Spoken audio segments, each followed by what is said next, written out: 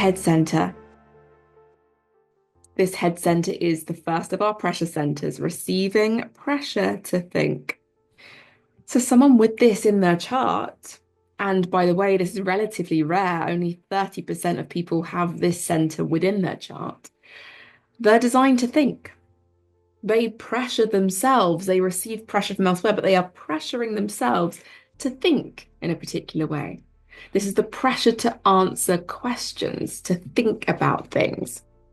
To get a little bit deeper, we've got three different ways: the past, the present and the mystical, and the future, if I simplify this down.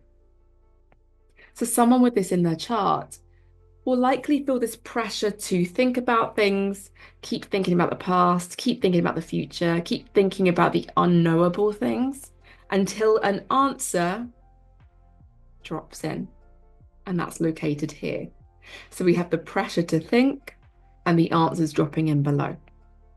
Right? The center, when it's defined, will always be defined to the ajna center. So these two always will be defined if this one is. So when this person's thinking and they're trying to make sense of the past or think about the answers towards the future or trying to find the answer to these unknowable things, it's such a natural thing that they're going to do. And the best way for them to get the answers is when they're not thinking about it. So something I talk to clients about is background thinking versus foreground thinking.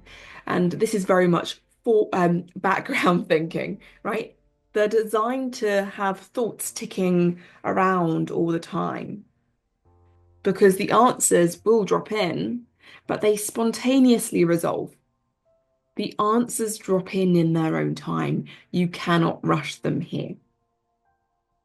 The interesting thing to note here is anything above the throat is a gift for others, but a trap for themselves.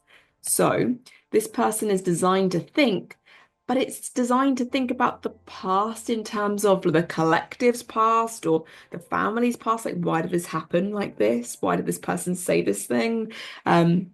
Or the future, right? Where does the family need to go? Where does this business need to be going? And the mystical, what is God? What is spirituality, right? Going a little bit deeper into the channels here just to make sense of how this center will be thinking. So the best thing for this person to do will be placing the thoughts outside of themselves and having it as background noise. They're designed to have their thoughts ticking around in the back of their mind until the answer drops in, which is a gift for others, right? Trap for themselves, gift for others. This as a pressure, because they're so pressurized to think, they can sometimes turn this inwards. And this might be yourself as well. If you have this center defined, you could turn this inwards. And that's when you can sometimes experience that anxiety, confusion, and doubt because we're trying to use a gift for others for ourselves and we get trapped in the pressure of the mind. So the best advice for this, if you have the head center defined, or if you know someone with this, to have those thoughts naturally ticking around, allowing the answers to drop in their own natural time.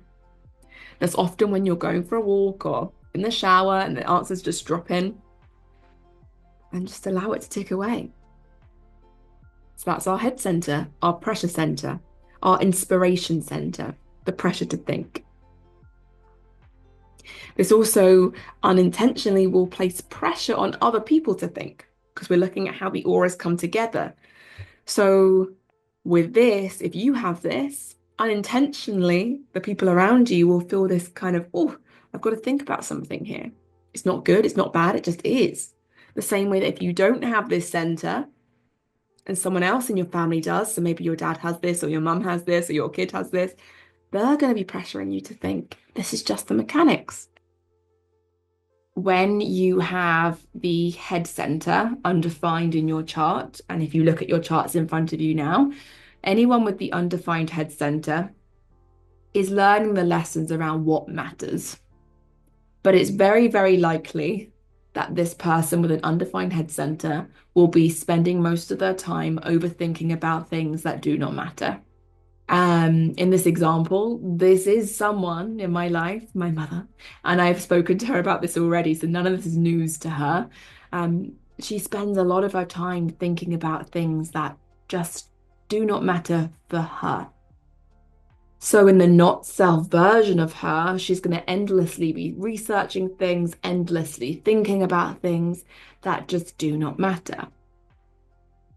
I mentioned that not only are there lessons, as in the kind of challenges and the way that the mind is forming its narratives, but there are also lessons, right? Because we are the student in the school of life with your definition. And in the school of life, you've signed up to learn the undefined center lessons. So in the head center, the lesson is learning what is, or well, what is inspiring and what matters. And then selecting the thoughts rather than default, letting your mind just overthink and overthink and overthink.